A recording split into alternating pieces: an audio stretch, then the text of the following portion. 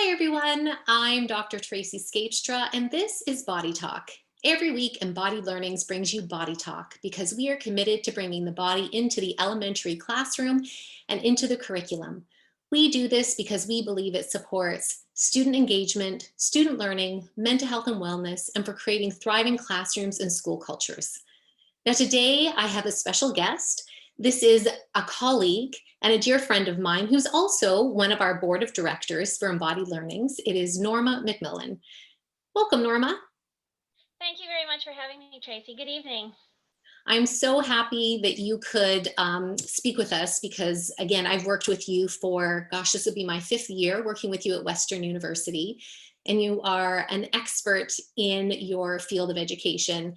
And you're also teaching dance in schools right now during COVID with lots of protocols in place. And so I Mhm. just think it'll be wonderful to hear all about what you are doing, but before we get there, could you please share with our viewers a little bit more about yourself?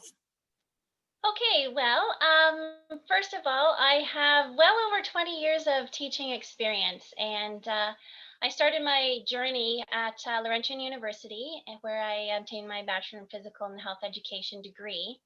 And then along that journey, I landed at Western as a student myself before becoming an educator there, and I received my Bachelor of Education at Western, and I also received my Master's of Education at Western. And I have taught grades, well, right from kindergarten through to grade 8, Mhm. either in the classroom or in the gym.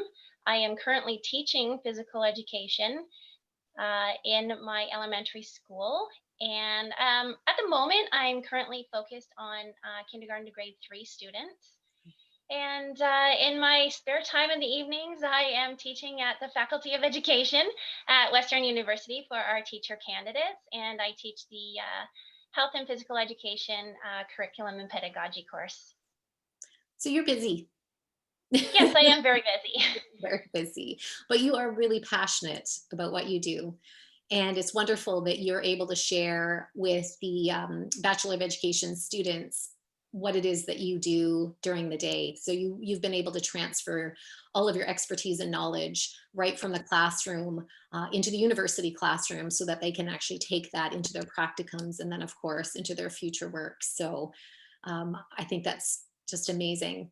Now, Yeah, you and they're a joy to work with as well. Yes.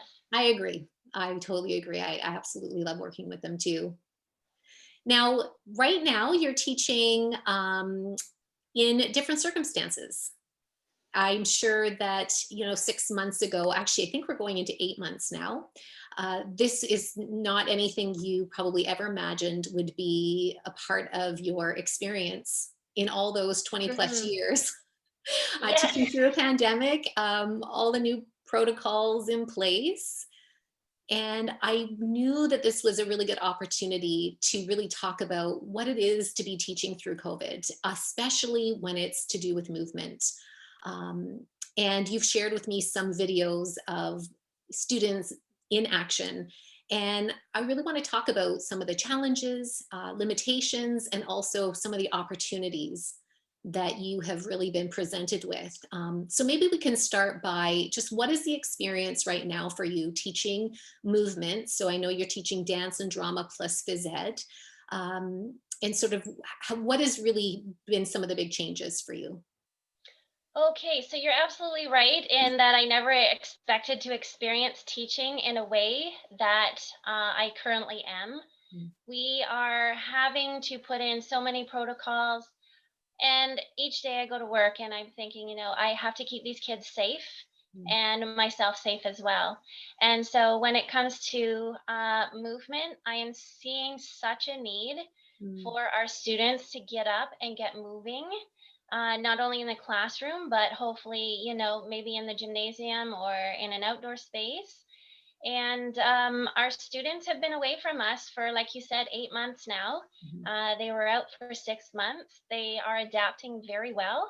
mm, And, the protocols with masks are a challenge for us. Uh, Depending on the size of your school, Space could be a challenge as well. Mhm, And, we just do the best that we can to keep our kids safe right now. mhm, And like I mentioned, the need for movement is so evident with these students simply because when they are in their classrooms, they have to be at their desks, face forward, and there are no breaks from the mask other than when they are in an outdoor setting. mm, So it can be quite challenging for especially the younger students to be sitting in their at their chair, mhm, at their desk for extended periods of time when in the past we've been so used to having our kids come to the carpet. We'll get up, we'll do a daily physical activity break, and then moving to some other activity, having kids work in groups with each other and collaboratively. And that's a big challenge right now. We're not getting the opportunity to do that with our students. So I've had to find a new way of teaching and a new way to help these students learn concepts that we want to get forward in the curriculum. mhm. Absolutely. Um, are there any teachers who are even doing simple sort of standing beside your desk and doing stretches or any kind of sort of brain breaks in that way? Yeah, there are a lot of teachers that are doing it, and then there are some teachers who just don't have that experience with that because often in scheduling, junior teachers will have an opportunity to go into a primary classroom and do DPA with them, or have the kids doing drama or dance with those students. Mhm, And our elementary teachers, our primary teachers, excuse me, don't necessarily have the experience from the past in doing these activities. And so, we need to try and get forward the message to these teachers that it's really really important for these kids to get up and moving, and they're seeing it. It's not that mhm. I have to get up and say, okay, you need to be doing this with your students, Yeah. but they are seeing the need for sure. As are they doing it? Absolutely they are. But we could see a bit of a shift in the quality of what they're doing with their students for Right. sure. And that's where I come in, and I try and help as many teachers as I possibly can. Hey, have you tried this? Oh, I just did this with my class today. What do you think about trying this with yours? So, Mhm. and a lot of them have really caught on, and there's lots of games that I've got a lot of feedback on as well, that teachers are really appreciating the support that I'm able to provide. Nice. Because I I think what I heard you say is that movement happened naturally in a sense that you would move to the carpet or students would work in groups. And so maybe it wasn't sort of more focused on, okay, how can we do a stretch or a quick dance activity as a brain break, but there was at least getting up out of your desk and being able to move a little bit more freely. But now there's so many restrictions that Mhm. you have to actually intentionally put that movement in, but in doing so, also be very aware of the space and making sure students are maintaining social distance from each other. So it's not that movement can happen, it's just rethinking the movement with the Yes. protocols in place. Yes, That's exactly. It's interesting you mentioned that. Just the other day, I walked into another teacher's classroom because it was my turn to take over. mhm, And I was actually doing a health lesson with this class that day. And I noticed that they had been sitting, and I just looked at the teacher. I said, have they been for a little while? And she goes, yeah. And so instantly I changed my lesson right then and there. I had the kids get up and get moving, on an old trusted activity that I do with students and get them up. It's called Principals Coming. I'm not sure if you know that activity, no, but I don't. the kids, and they can do it absolutely in place at their desks. Mm, And of course, like you said, they have only so much space with these new right, protocols in place. So, they're pretty much got the space behind their desk, and that's it. But okay. there's still so many things that we can do in those spaces. And then they love the game because they had never played it in the classroom with me before. So it was a lot of fun, and they're like, "Can we do that again?" Right. So yeah. Yeah, for sure. Because I think even if they're standing behind their desk, they still have all this reach above, and they can still go down to the floor, and they can Absolutely. still be sort of side to side as far as they can reach. And then they can turn in place. They Yes. can jump up and down, right? So they can still use that personal bubble to find ways in which to actively engage their whole body. Yeah, and move. And you pretty much totally just described that activity, Okay. right? They're up, they're down, they're from side to side. Uh-huh. Yeah. So, yeah, fantastic. Wonderful. So sometimes you're in the classroom with them, but then other times you take them into the gymnasium. Hmm. Yeah. Mm. So today, actually, it was a drama dance day for us, and I was able to book out that space in the gymnasium. It's not always available, but the school I'm at, we have lots of different spaces that we can access. Okay. And so we even have, of course, some empty classrooms because that's the reality of what's happened right now. And we can actually go in those classrooms, and as long as we sign them out, our custodial staff can see that we've been in there, and then they go in and they sanitize the space after. So there's lots of spaces for us to move and to use. And when we go into the gymnasium, I actually have the floor sectioned off for students in 7 by 5 squares, so 7 feet by 5 feet. I've got 25 of them in my gym, so that's a regular size gym where we have that Mhm. space. And that's just to give the kids a sense of where their personal bubble is, because they are so used to when they come into a space like a gymnasium that's so open and so wide that they can move around freely, which is Mhm. what we ultimately still want them to do, but Mhm. also to see they have a visual to understand, where their space is compared to someone else's. Right. Right.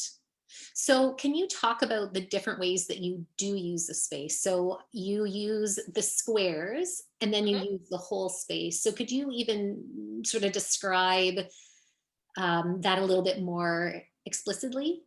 Yeah, for sure. So when we use the squares, when my students enter the gym, we have a little bit of a routine that we do. They have to sanitize on the way in, and then we walk down one side, and then the first 5 students make their way towards, the first square, second square, third square, fourth square, fifth square, and then the next row of 5 students will do that, and then the next row of five, and then they spread out that way.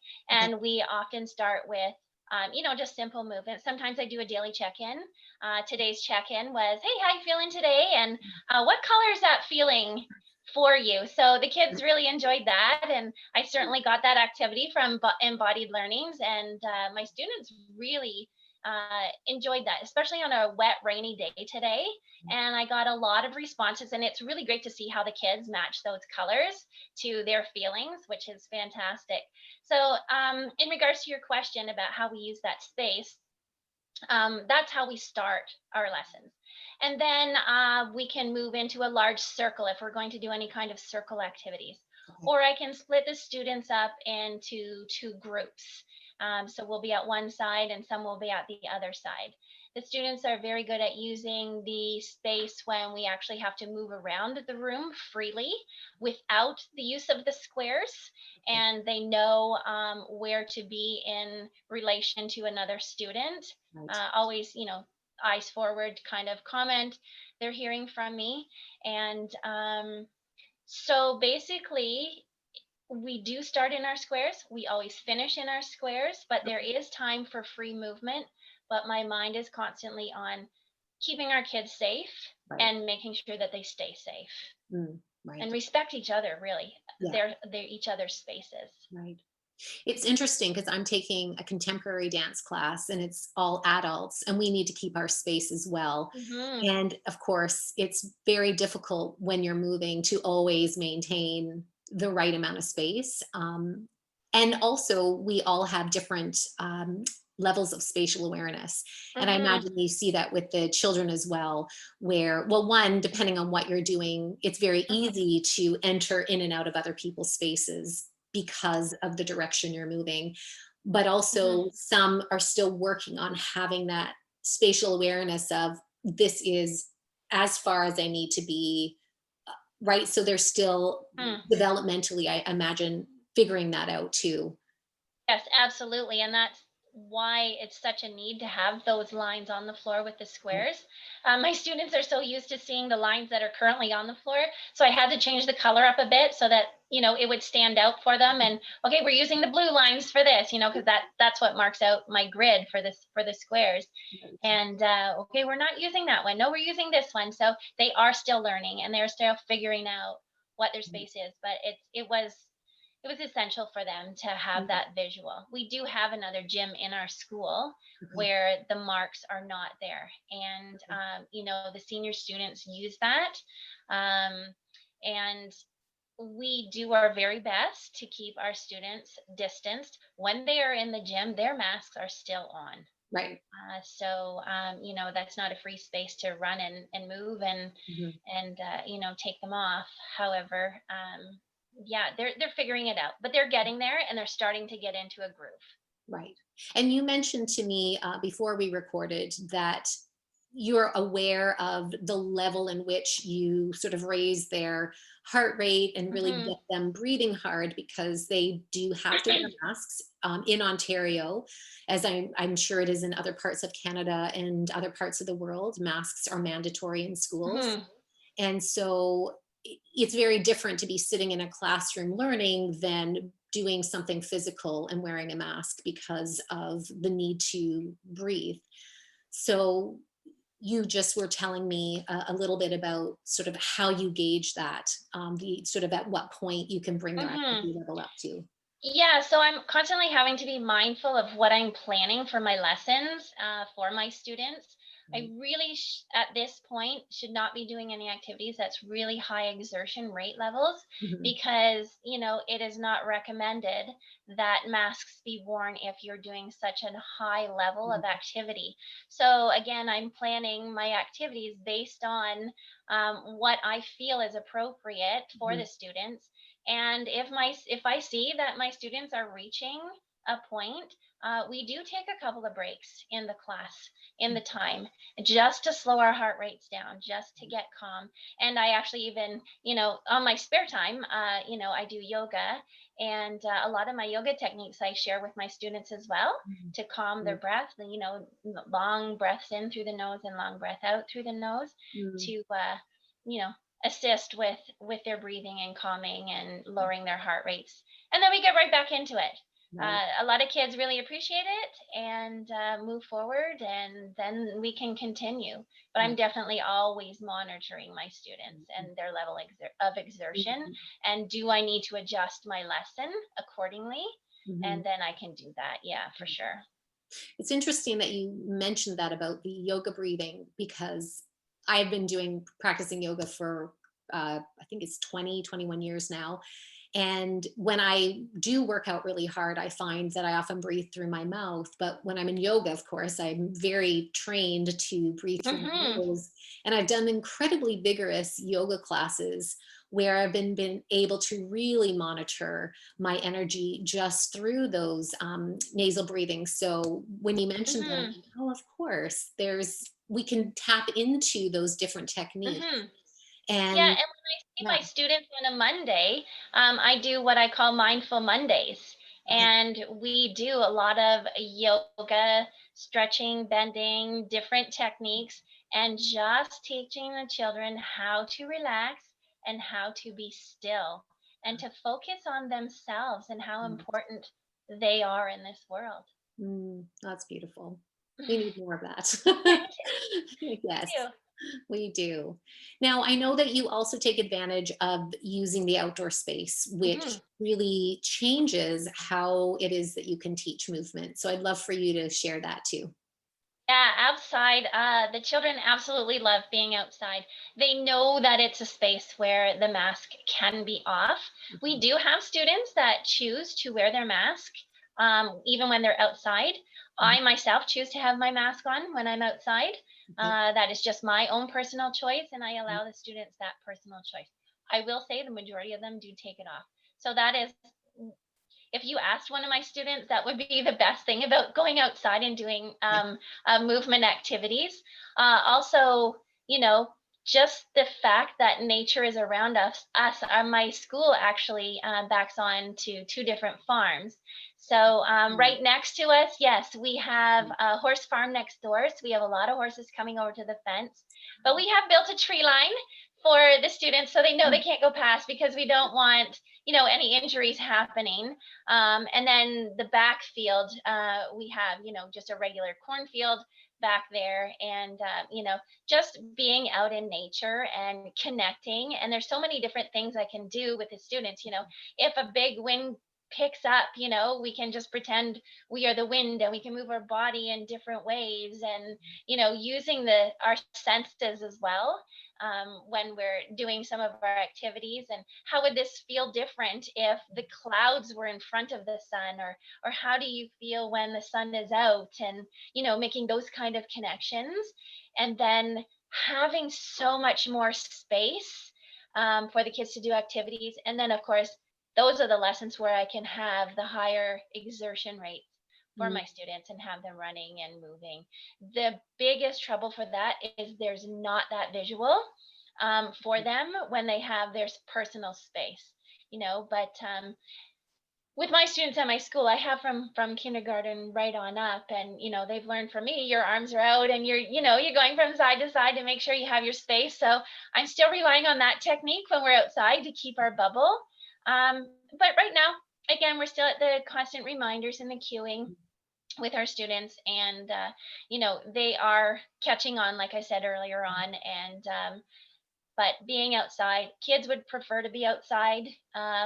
Today was a gray, rainy day, so we were forced indoors, and that's okay too, because they definitely needed the movement time with me, because they didn't get outside for any of their nutrition or recess breaks. So right. Right. What a magical location your school is in. I had it actually did not is. know that. That's amazing. Yes, one Wow. thing you've learned about me today, but the other thing is, you're in farm country, when, they're fertilizing the fields, and, you're out on yard duty, and it is a magical place. And, I have taken beautiful, beautiful images from, when the fog rolls in, Mhm. and the kids, you can barely see them, but you got to keep moving, because you got to keep eye on them. And even to like big snow days that we've had, the big snow drifts out in the big backfield. It is a beautiful place. But Yeah. even when those weather events are happening, you can still get out and do lots of different activities with the kids. Mhm. Absolutely. And I'm just thinking about whether you're out near farms or you're in an inner city, Hmm. sort of more urban location. I Yeah. mean, every school has a playground that, teachers can access to get students moving and breathing in that fresh air. So that's Yeah, wonderful. absolutely. And that's the benefit of it, is that fresh air. And even in urban settings, because I have taught in schools, in that situation where our playground has been all concrete. And I was a huge advocate for getting games and activities even painted on the ground, Ah, on the concrete, for the kids to play. And then through my programming, I was able to teach them how to use what was painted on the ground. okay. Awesome. Yeah, so there's lots of things to do outside. Absolutely lots. Absolutely. Now, I wanted to also talk to you about your experience in the spring, when you were teaching online. And Okay.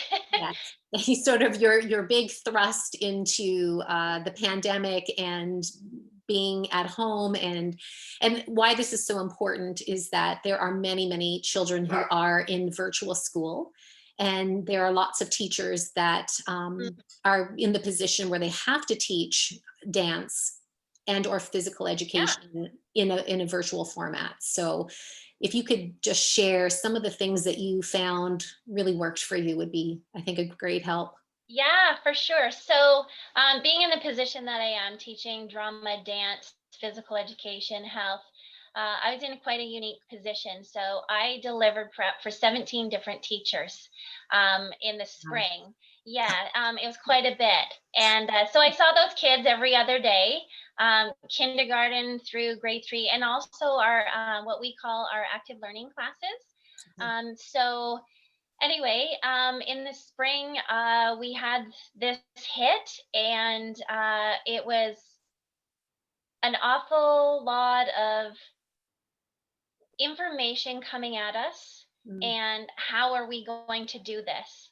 And my first thought was, how am I actually going to teach children to be moving and do a game when they're at home with either just mom or dad, or maybe just mom and a sibling? And okay, well, I can't do games anymore because that was my focus, was just on games and activities to get the kids moving and, get outside of themselves. And I thought, wow, how am I going to do this? And I found a way that I feel was beneficial. And all of our teachers chose to use Google Classroom. Our school board gave us a choice: Google Classroom or Brightspace. So okay. all of my teachers, luckily for me, were Google Classroom users. When I was actually in the classroom myself, I had used Google Classroom for years. So I thought, oh, phew, I dodged that one because I didn't know the other platform at all. So I was lucky that I didn't have to learn how to do that. So what I would do for my students is I would actually make a choice board. So on a Google slide, and on my Google slide, I had some mindfulness activities, things such as, making a glitter jar, instructions for how to do that. I also had some dance videos that I know were popular with the kids. I even created videos of myself, excuse me, videos of myself doing the regular warm up activity that we did because it was so routine for those kids. Mhm, And one of the weeks I thought, hey, these kids are probably looking for a little bit of normalcy. mhm, And so I was posting it. And of course, my dog came online and was doing it. So my dog became a bit of a celebrity. And actually, I would actually go out into, we have a lot of trails, hiking trails here. mhm, And I would just have my camera.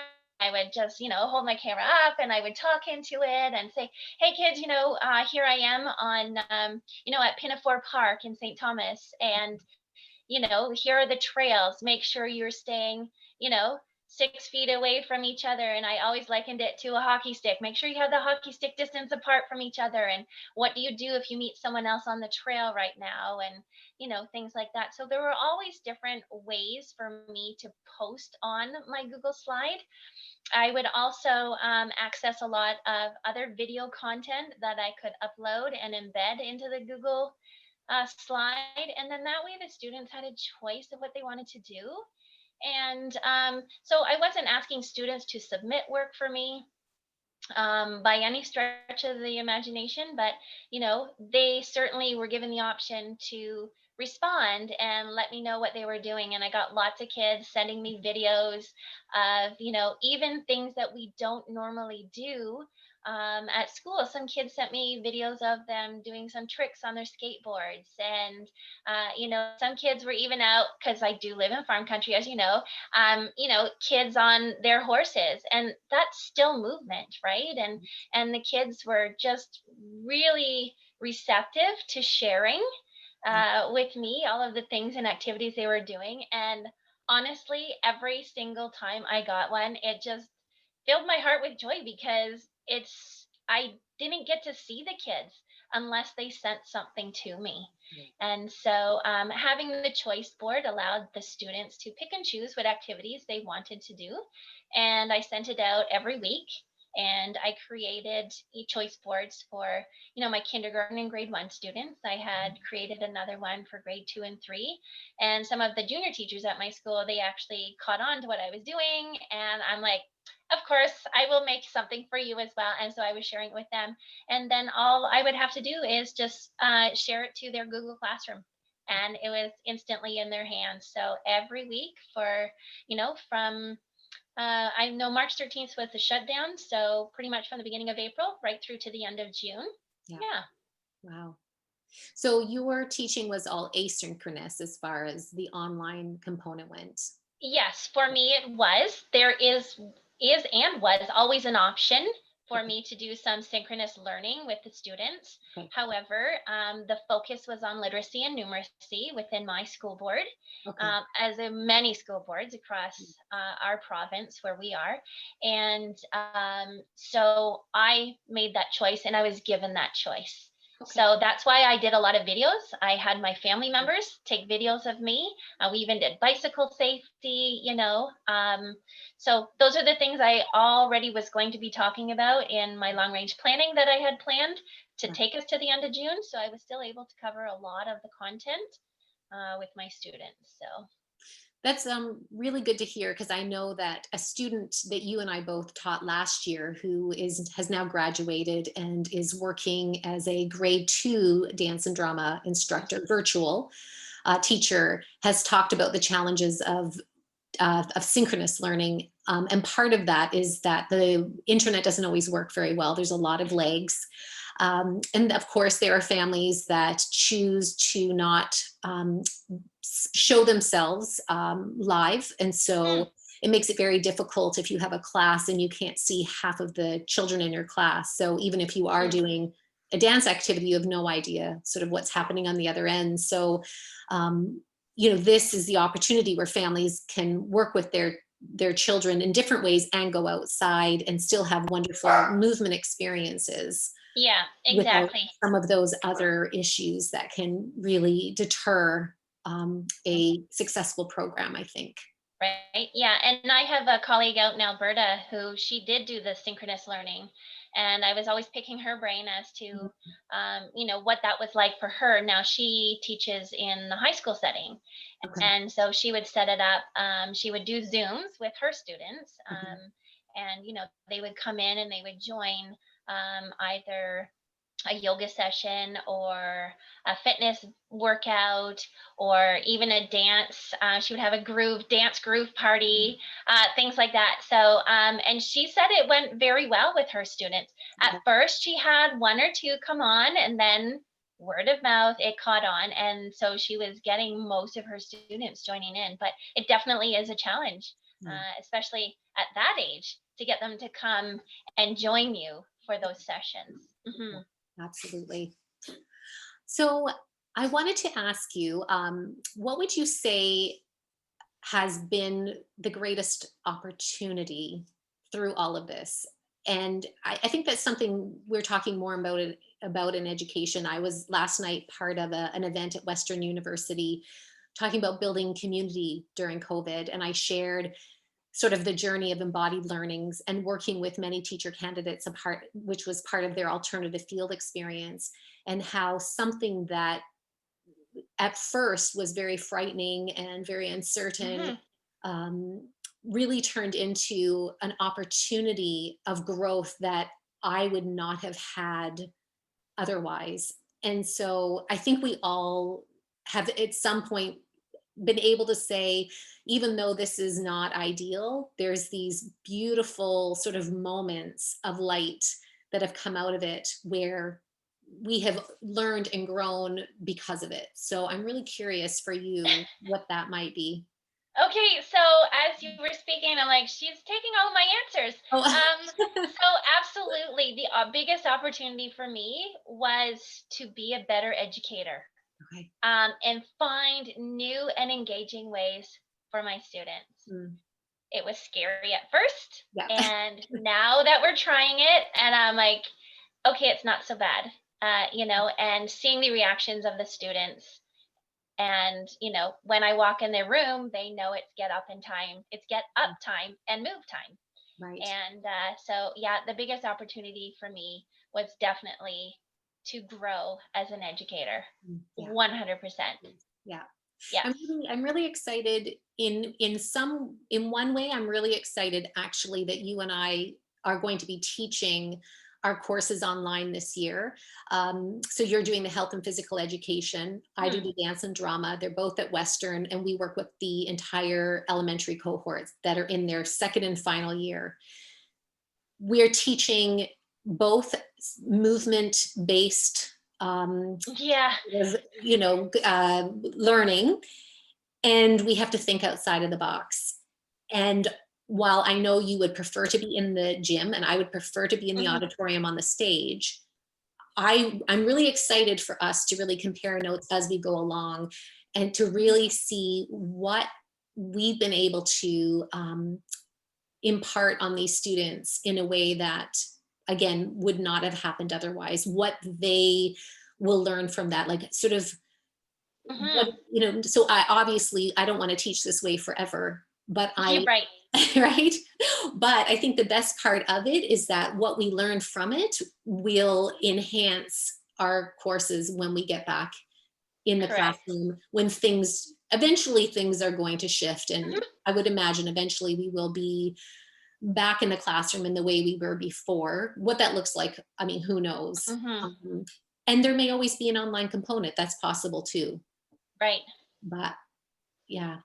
Yeah, so moving forward with the university students, I will be having to take an absolutely different approach than I do with my elementary students. Mm, I am going to be 100% synchronous learning with my students, mm, as opposed to, the asynchronous with my elementary students, and, getting them um, up and moving and having conversations. I'm so used to, you know, we would start an activity and then able to stop and talk and have conversations about, moving forward as an educator, how could you provide an opportunity for this student, how can you provide it for that. So now I'm having to rely heavily on the use of video of either myself, my students, where I have permissions from parents to use, mhm. and then able to have those discussions with our pre-service teachers moving forward. And again, that comes back to that opportunity to grow as an educator. And like you said, we will get back to the classroom because that is the best place for learning. I am not saying that remote learning is a bad thing by any Mhm, stretch. However, making connections with your students and students making connections with their teachers mhm. makes for a more meaningful and impactful education Yeah, on both parts. for sure. So, yeah, and it's going to be a very different experience because now I'm moving into that synchronous world. So, I'll experience what my colleagues have been experiencing. Yes, yes, for sure. And I will be doing all synchronous learning as well. And certainly the big part of it for both of us will be really building those relationships, really creating a community, even when we're all separated in our own homes, but coming together and still finding ways Yeah, to move and to have fun and to be creative and to really learn. yeah, And I think that's really the key. So no matter what, I think when I think of how we can wrap up our conversation is that there have certainly been challenges. There are definitely limitations to what is happening now and how things need to be, but that hmm, doesn't mean that there aren't great opportunities. There's always possibilities when you get creative as and thinking about, well, what could I do, what are some solutions, how can I work around this. hmm, And you've shared lots of great examples today from, in the classroom, in the gymnasium, the use of squares, moving through the space, going outside, and sort of all of the ways in which you just really get students in their bodies and having that sense of, I guess, freedom. yeah. Well, I'm happy to share. I'm so glad you invited me to join you today. And, I hope that moving forward, we can continue these conversations. Absolutely. And it's so wonderful that you are part of Embodied Learnings as one of our board of directors, so that all of your expertise is something that you continue to share with us as a group, so that we're able to continue to offer wonderful resources and ideas that we can share with teachers. So thank you so much for your contribution. You're very welcome. So I'm going to say goodbye to our viewers. And I just want to, before I do, I just want to again thank you so much for being here tonight, Norma. And oh, and I'll make sure that if anyone wants to reach out to you, that we provide Yeah, some information on how they can do that. perfect. That would be fantastic. I would love to hear from anyone. Okay, wonderful. So thank you so much for watching. And if you have not been to our website, we have so many ways you can learn from us. You can go to www.embodiedlearnings.com. And until our next body talk, I wish you a wonderful week. Thank you so much for being here.